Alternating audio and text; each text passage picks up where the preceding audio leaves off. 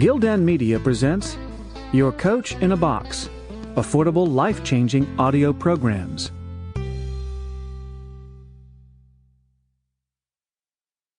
Abraham Lincoln, A Life, by Michael Burlingame. Read by Sean Pratt. Lincoln's frontier background shapes the future president. 1809 to 1837. Chapter 1. I have seen a good deal of the backside of this world. Childhood in Kentucky, 1809 to 1816. One day in the middle of the Civil War, Abraham Lincoln stole time from his busy schedule to pen some wise, paternal advice to a young Union captain who had been squabbling with his superiors. Quoting from Hamlet, the president wrote that a father's admonition to his son, "Beware of entrance to a quarrel, but being in, bear it, that the opposed may beware of thee," was good counsel, and yet not the best. Instead, Lincoln enjoined the captain, "Quarrel not at all." The reasons Lincoln gave were practical. No man resolved to make the most of himself can spare time for personal contention. Still less can he afford to take all the consequences, including the vitiating of his temper and the loss of self-control. Yield larger things to which you can show no more than equal right, and yield lesser ones, though clearly your own. Better give your path to a dog than be bitten by him in contesting for the right. Even killing the dog would not cure the bite. Born in emotional and economic poverty, Lincoln early on resolved to make the most of himself, and did so, adhering to those precepts. Ancestry. Like many exceptional children of unexceptional parents, Lincoln was quite curious about his ancestors, especially his grandfathers, neither of whom he knew. He was so intrigued that he planned to conduct genealogical research after he left the presidency. In 1858, when asked about his forebears, he revealed more than a passing acquaintance with his family tree. "I believe the first of our ancestors we know anything about was Samuel Lincoln, who came from Norwich, England, in 1638, and settled in a small Massachusetts place called Hingham, or it might have been called Hangham." Lincoln loved wordplay. In two brief autobiographical sketches written for the campaign of 1860, he devoted much space to his lineage. The following year, Lincoln told a Yorkshireman that he planned to visit England, the home of his ancestors. His father's father was known as Captain Abraham, a rank he attained in 1776 while serving in the Virginia militia. Born in 1744 in Pennsylvania, the future captain moved with his father, John, and the rest of their family to the Shenandoah Valley of Virginia around 1766.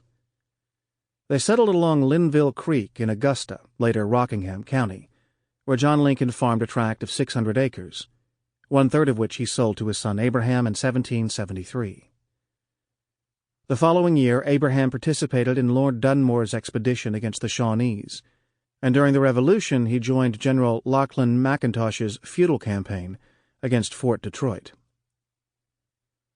For unknown reasons, in 1780, the captain departed with his wife and children on a 250-mile trek to the remote and dangerous Indian hunting grounds of Kentucky, while the Revolutionary War still raged, and attacks on settlers were common.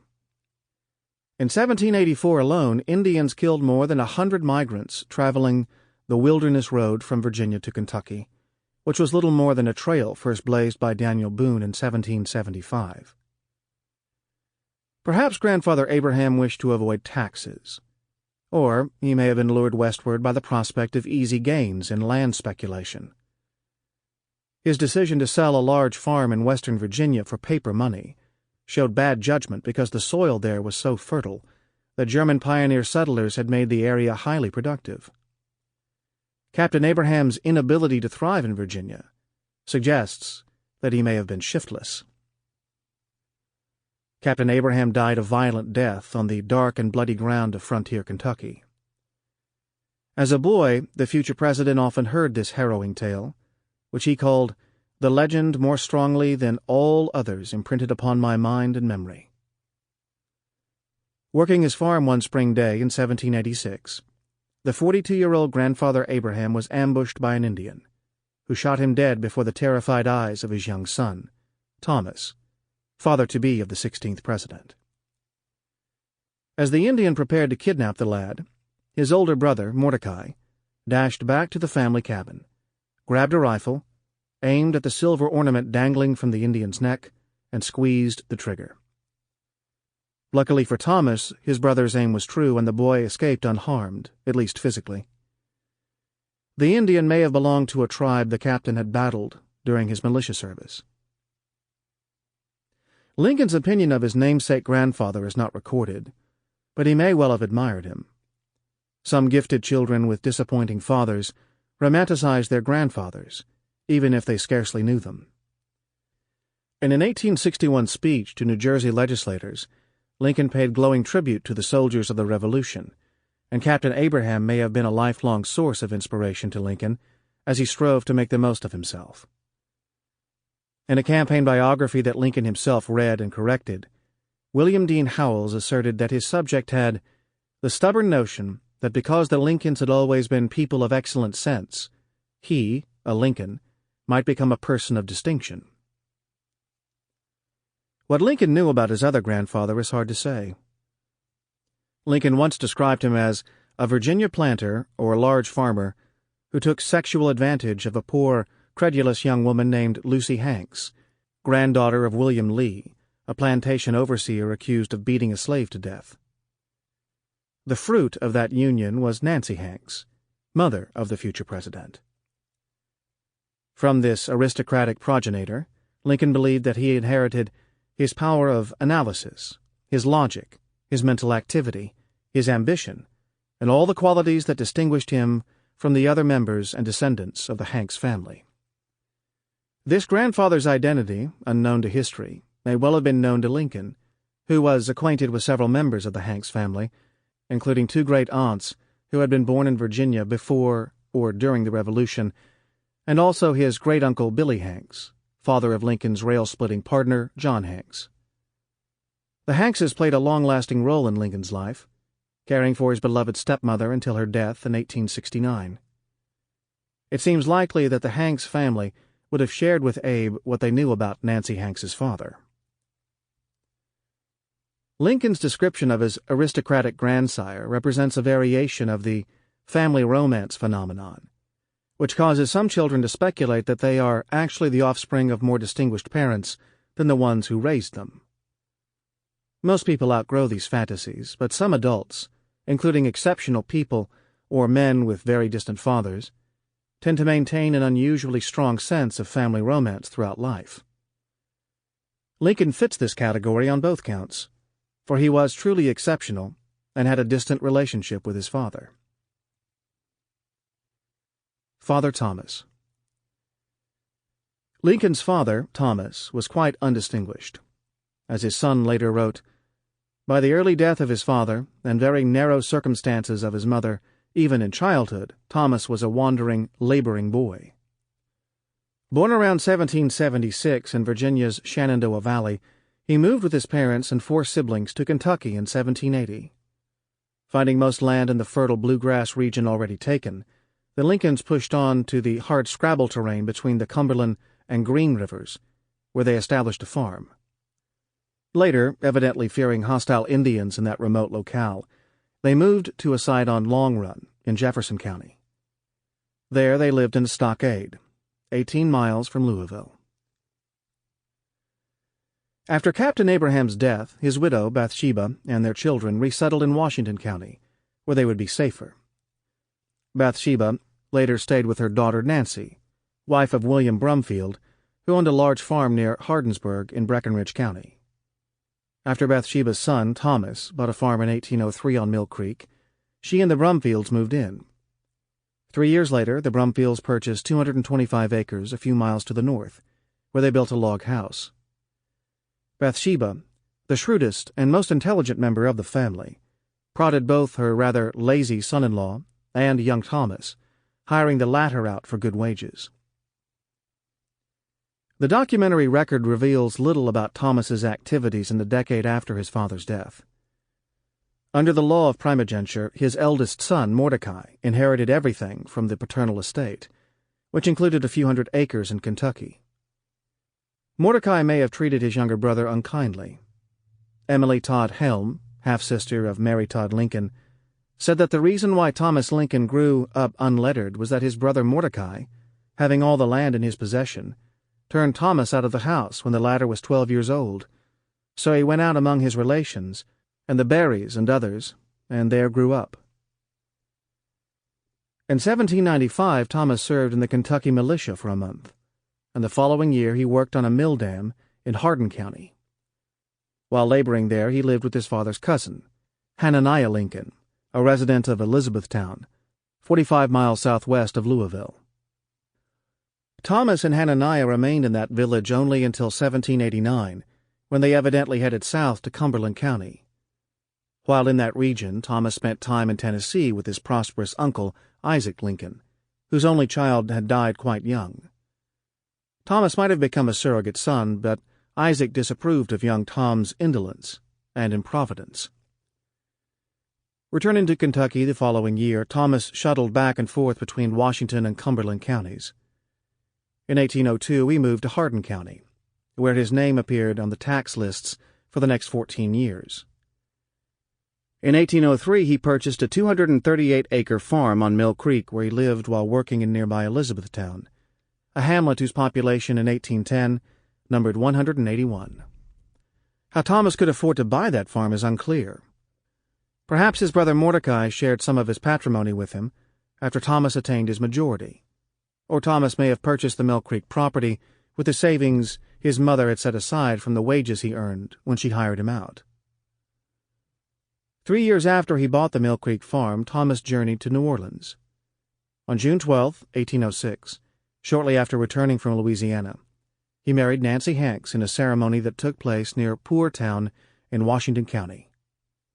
Following a brief honeymoon, the newlyweds moved to Elizabethtown, where their first child, Sarah, was born less than 8 months after her parents' wedding. A journalist described their residence as a shed, almost bare of household fittings and quite unfit for a human dwelling place. Why the couple did not live on the Mill Creek property is a mystery. Nancy, perhaps, wished to be closer to her family than to her husband's relatives. She may have been lonely in Elizabethtown, where she had no kin, and perhaps for that reason at the end of 1807, Thomas moved 14 miles to a rock-strewn spread in the Barrens, on the South Fork of Nolan Creek, known as the Sinking Spring Farm. It was near the homestead where Thomas and Betsy Sparrow, who raised Nancy, lived with their foster child, Dennis Hanks, and where Nancy's Aunt Polly Hanks' friend had settled. Thomas gambled when he chose that site, for rather than a deed he purchased a title bond, an assignment of someone's contested right to the land. He would own the property only if others met their financial obligations. Dennis Hanks, a cousin who lived with the Lincolns for 3 years during Abe's youth, reported that Thomas couldn't make a living by his trade of carpentry. There was scarcely any money in the country. So Tom took up some land, mighty poor land, but the best he could get when he hadn't much to trade for it. Thomas Lincoln may have left Elizabethtown for Nolan Creek because he believed his reputation as a carpenter had been damaged when an influential citizen sued him for shoddy work. The nearest settlement, 2.5 miles to the south, was in the vicinity of Hodgen's Mill. On February 12, 1809, in a cabin that an observer called a miserable habitation, Nancy delivered a baby boy, who was named Abraham, after Thomas's father. The Lincolns remained in Kentucky until 1816, when they removed to Indiana. There, Nancy Hanks Lincoln died 2 years later.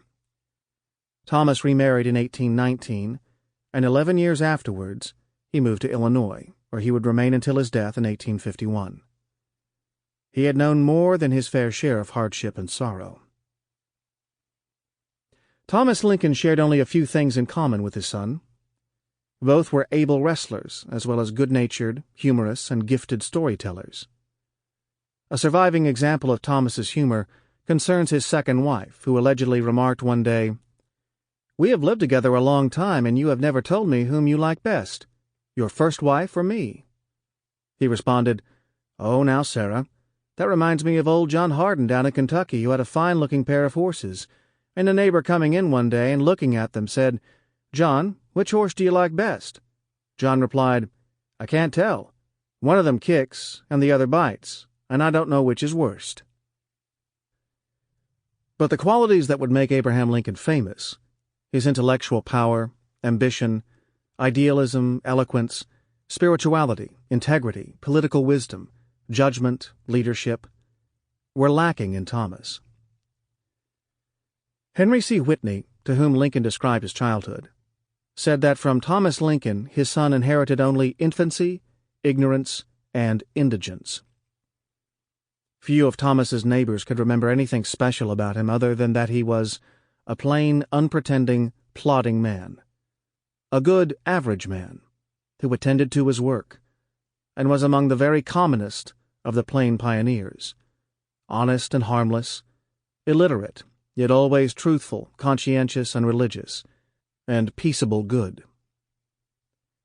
Thomas evidently could read a little, but was unable to write anything other than his signature.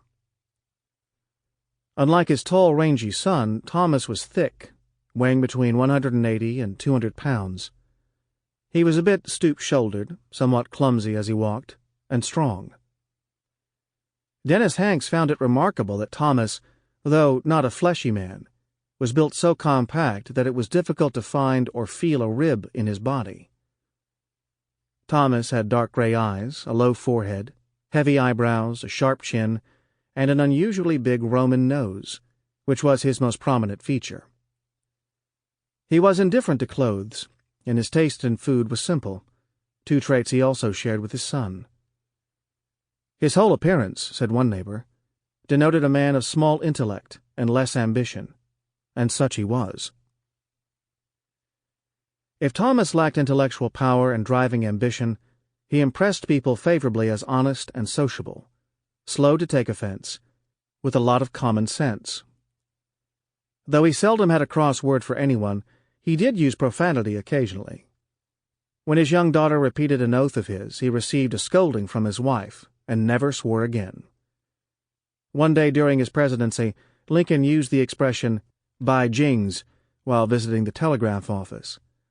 When asked about that expression, he apologized to the operators for his profanity, explaining that "by jings" is swearing, for my good old mother taught me that anything that had a "by" before it is swearing. When Lincoln's friend William G. Greene visited Thomas in 1836, he found his manners backwoods-ish, but was charmed by his wit and humor and thought him a mighty hospitable and a very entertaining host. For all his humor, Thomas could be taciturn and moody. He often became depressed and withdrew into himself, sometimes wandering out in the barrens for hours on end. Bouts of depression would hardly be surprising in a man who, as a boy, had witnessed his father's murder, and then endured wandering, rootless poverty, and hard labor. Other losses, recurring financial setbacks, and the deaths of his second son in 1813, of his wife in 1818, and of his daughter in 1828, deepened his dejection. He frequently said, "Everything that I ever touched either died, got killed, or was lost." On other occasions he lamented, "It's the hand of Providence laid upon me." Thomas's susceptibility to depression may have been in part genetic. His brother Mordecai and his sons were known as men who at a time communed with themselves, absorbed in their own thoughts. Prone to melancholia, depression, and gloomy spells called the horrors, Mordecai allegedly would come into his mother's house and sit down for long periods of time without saying a word, unless it were to mutter an oath against something or curse somebody. He would sometimes take up his violin and pace the floor. The horrors resembled bouts of delirium tremens, and may in fact have been the result of heavy drinking, for he reportedly exercised the privilege very common in those days of indulging freely whenever he pleased, which happened very often. He also betrayed signs of paranoia, accusing Catholics of stealing his father's land, and over time his hatred of Roman priests intensified. Many other members of the family had moody spells. Mary Rowena Lincoln, mother of Thomas's nephew James Lincoln, was reportedly a victim of the Lincoln hippo, that is, hypo or depression. Benjamin Mudd, son of Elizabeth Lincoln Mudd, suffered from what was called the Lincoln horrors. An uncle of Thomas's confessed to a court that he suffered from a deranged mind. Another relative in the same area, Mary Jane Lincoln, was committed to the Illinois Hospital for the Insane after a court hearing in which a jury determined that the disease is with her hereditary. She had gone insane in 1854 at the age of 26, was committed to the state asylum in 1867, and died there 21 years later. Thomas Lincoln prospered neither as a carpenter nor a farmer. He learned woodworking from Nancy Hanks's uncle, Joseph Hanks, Jr., and made his living as a cabinet and house carpenter until he wed. Thereafter, he supplemented his income by farming. His carpentry skills were so rudimentary that people called him a rough and cheap carpenter, who could only put doors, windows, and floors in log houses, and do a tolerable job of joining. He continued working as a carpenter after he moved to Indiana, making tables, coffins, doors, and window casings. He worked when jobs came to him, but would not seek them out. Some customers were unhappy with his work. In 1807, Denton Gahagan of Elizabethtown refused to pay Thomas for hewing timbers for his sawmill. Some timbers were too short, others too long. Thomas sued for his fee and won. Thomas was even less successful as a farmer, partly because he chose unpromising land to till. The Nolan Creek property, birthplace of the future president, had poor soil except in a few small patches. When, in 1811, Thomas abandoned that farm, after the owner took title and refused to lease the property to him, he moved to equally unpromising terrain on Knob Creek, 9 miles away. In 1816, he attempted to make a fresh start in Indiana, and, unwisely, selected 160 heavily timbered acres. He also built his cabin more than a mile from a reliable water source. He showed similarly bad judgment in Illinois in the 1830s and 1840s. Even if he had selected land more shrewdly, Thomas lacked the industry, ambition, and intellect to prosper. As Dennis Hanks put it, Thomas was a man who took the world easy and never thought that gold was God. Hanks's son-in-law was more blunt. Thomas, he declared, was very careless about his business, a poor manager, at times accumulated considerable property which he always managed to make way with about as fast as he made it, and was what is generally called an unlucky man in business. In 1835, Thomas and 4 partners leased a mill for a year. When they failed to pay the agreed-upon rent, they were successfully sued. Several times Thomas took boatloads of pork and other goods down the Mississippi River to New Orleans, usually making little money.